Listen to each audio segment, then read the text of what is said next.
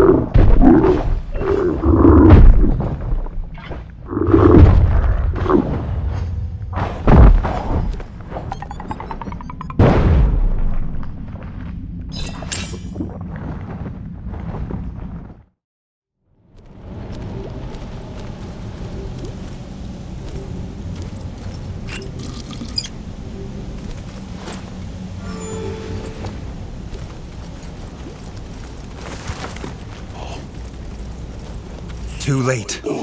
Reggie saw from the docks his brother's silhouette on a ship surrounded by tribal frog soldiers. No sign of their foul leader. He had to get to his brother.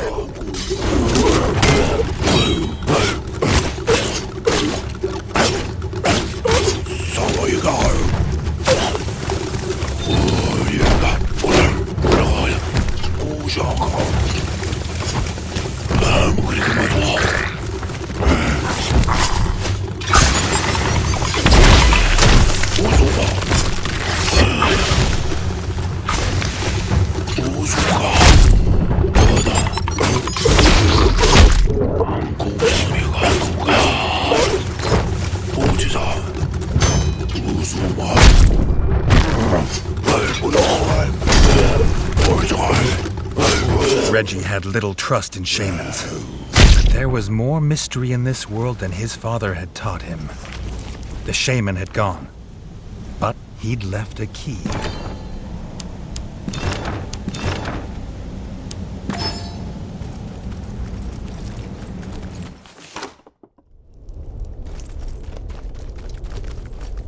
None had seen a turtle in many seasons. His father claimed he found one here as a boy. But it didn't look old. Reggie was almost 2 after all. Could a turtle reach such an old age?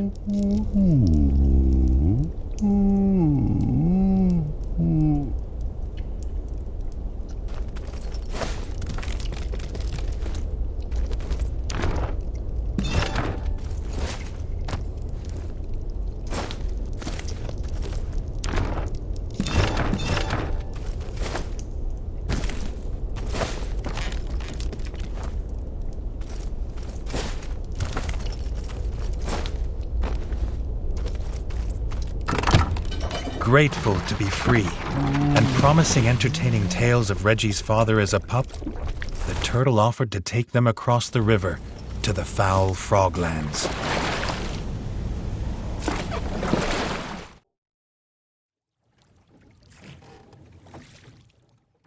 The turtle bid the pair farewell. Reggie asked his friend to stay by the river. This was not his fight. But Jay never abandoned a comrade in need. They were as brothers now, he said.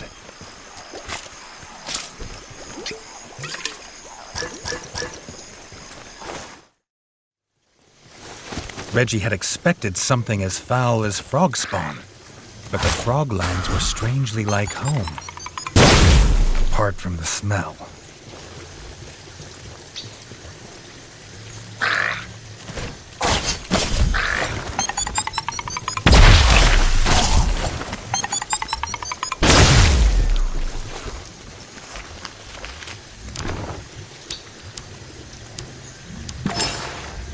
The same pipes that were in Station 24/7 were visible here. This was how the frogs were invading. Jay was furious the engineering that kept moles safe was being used to hurt others.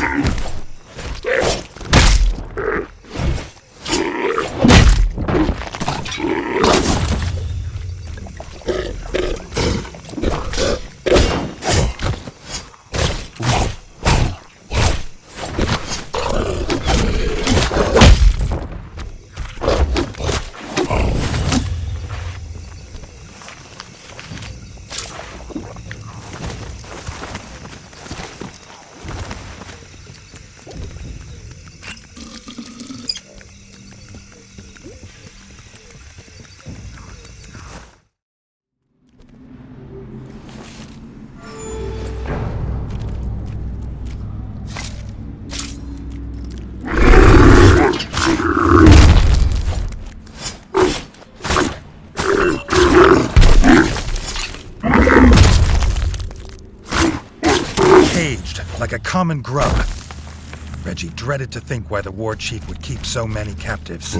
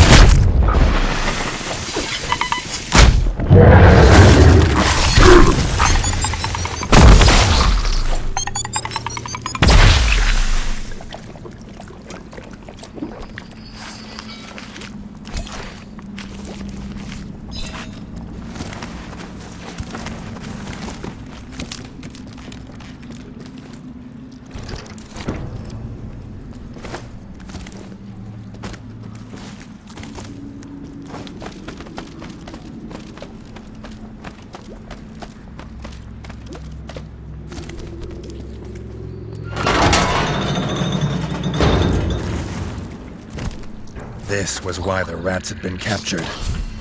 The war chief had offered them up for the shaman's twisted experiments. The war chief would answer for many crimes this day.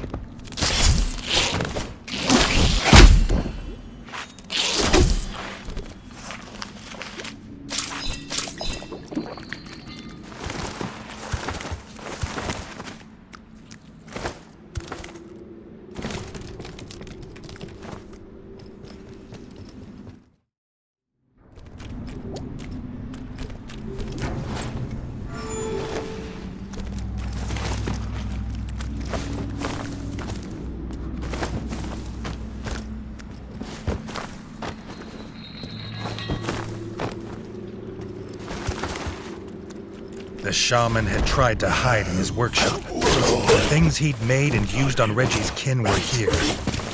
There was nowhere he could hide.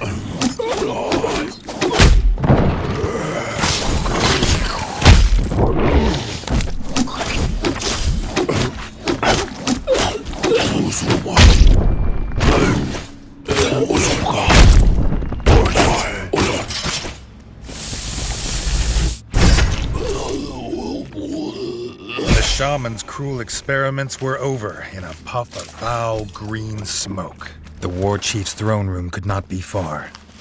He was the one who started this, so it was with a sword in his skull that it must end.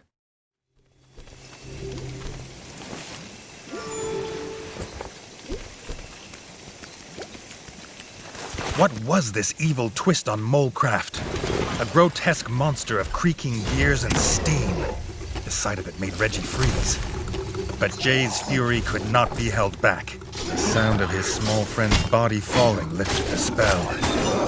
Reggie didn't know what this thing was, only that it would die screaming.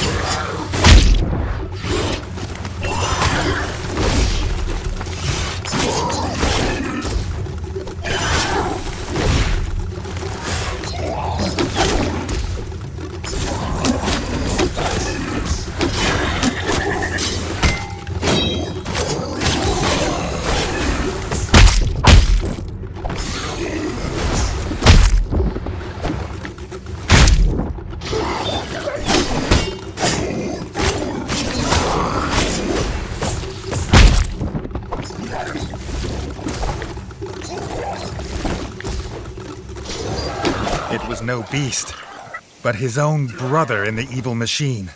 This was the frog's final insult. to turn his own blood into his unwitting enemy. But Dennis knew where the war chief was. Ashamed and angry at what he'd done, Dennis ran ahead, wanting to spare Reggie this fight.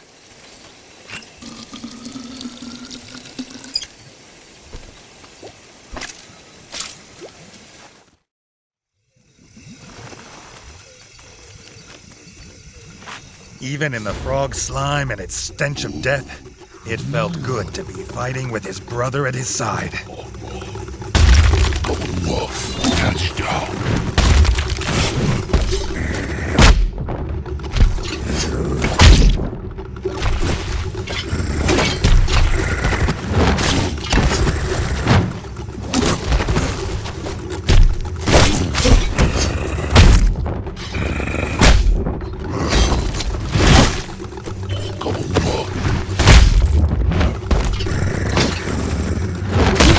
No, Reggie wouldn't believe it. Everything the evil frogs had taken from him, his father, his friend, his kingdom. They wouldn't take his brother, and they wouldn't take him.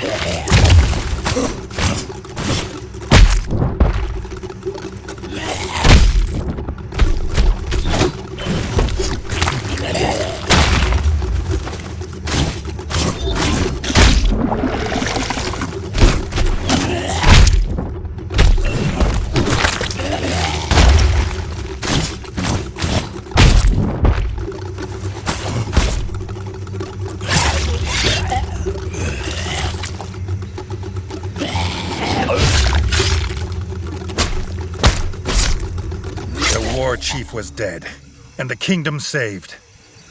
But what did it matter if his brother was gone?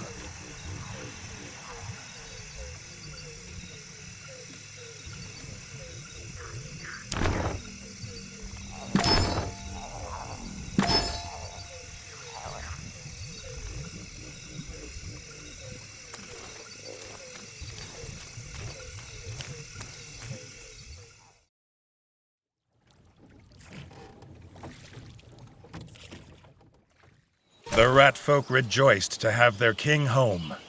They had prepared for Reggie's coronation in the throne room. They had been sure he would return to them. To Reggie, it was a bittersweet victory. He had proved himself, but it came at a cost higher than gold.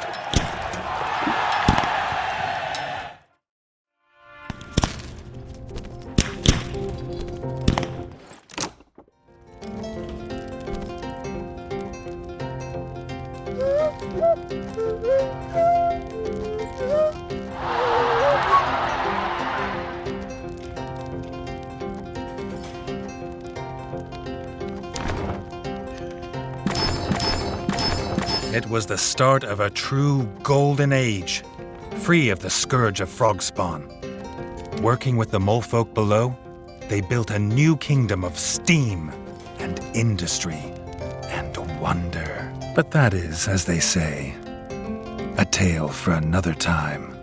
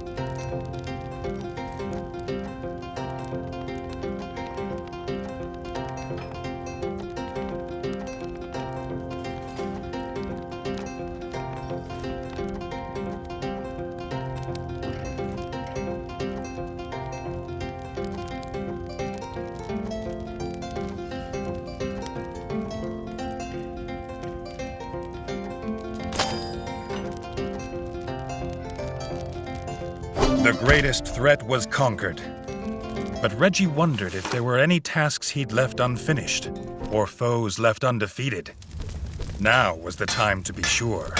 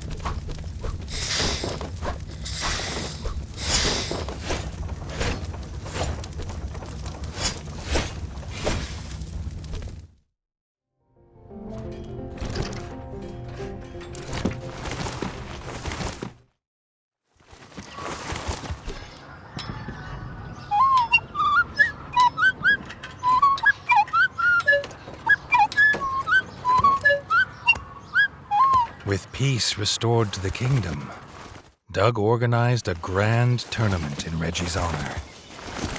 As tradition decrees, a new king must prove his worth before all the realms.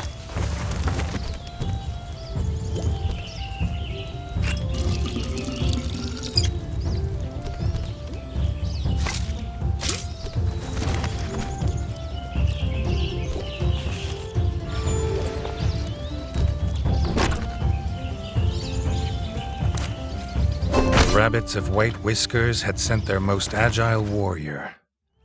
It would take more than a hop and a skip to overcome the formidable Gray Ears.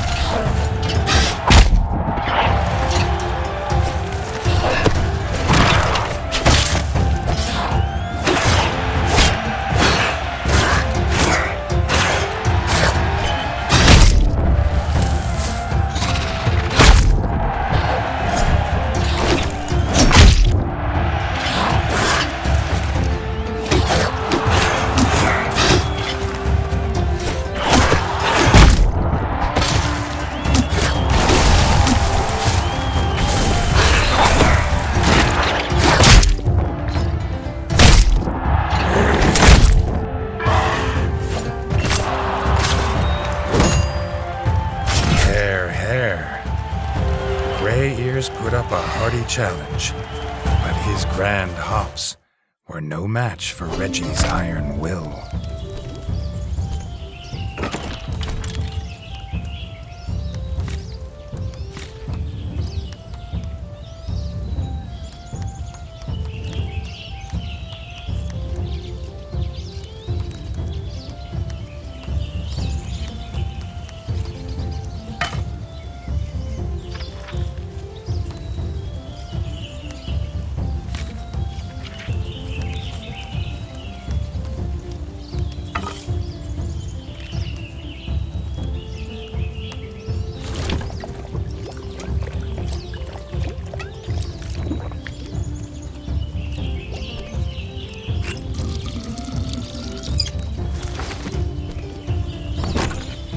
Captain Blacktail, a treacherous pirate, notorious for his adventures across the three seas.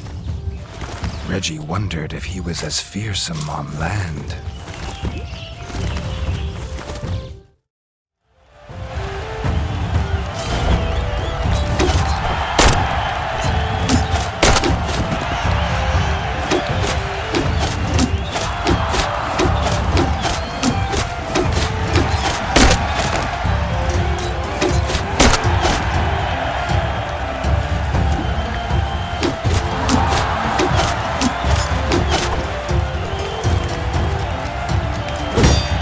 Scurvy Sea Rat put up a good fight, but Reggie thought the captain might be better off sticking to the ocean.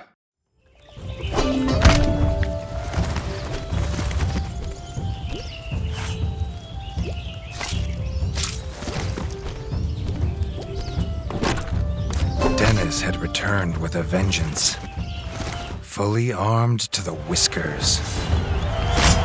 And already lost one tournament. He was determined he wouldn't lose another.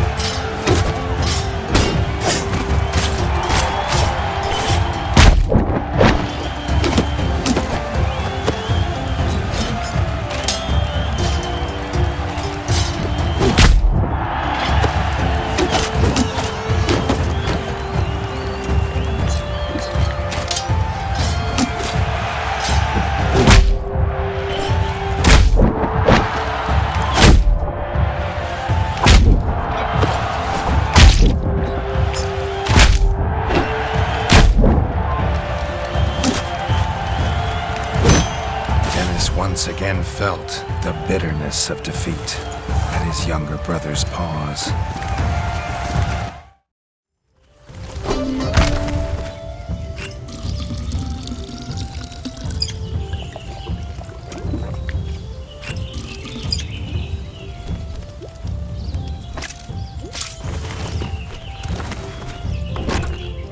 Eivor was an old ally of King Rattus. Side by side, the pair had fought frog scum together many times. Did Reggie live up to his father? Eivor was here to find out.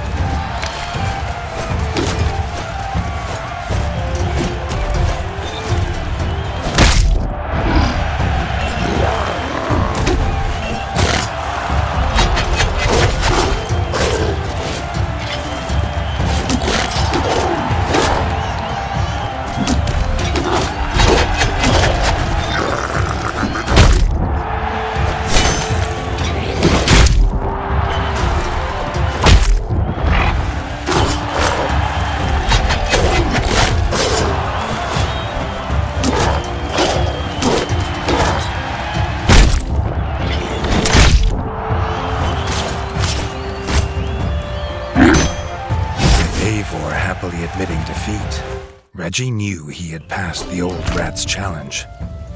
The young rat truly was the people's king.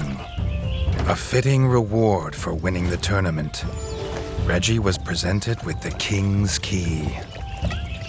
It's a good thing Doug had eventually found it, as Reggie had been sorely tempted to break the lock himself. But as they say, curiosity kills the rat.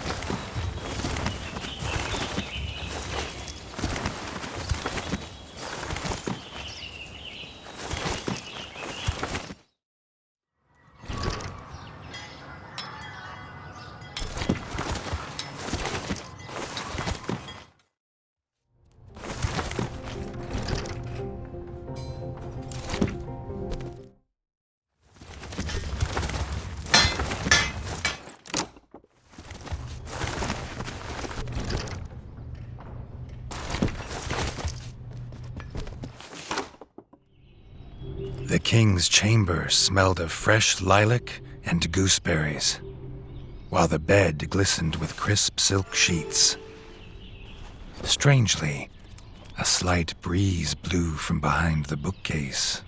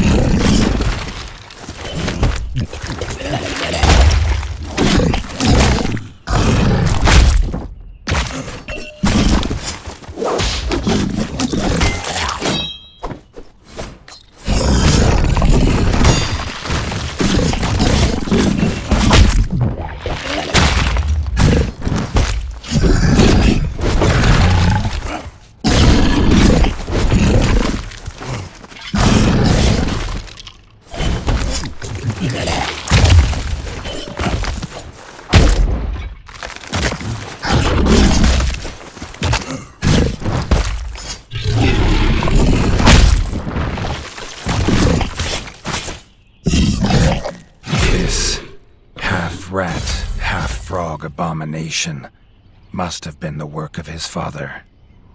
Reggie wondered whether this was the source of all the undead in the crypts. Another of King Radis' secrets, best kept hidden.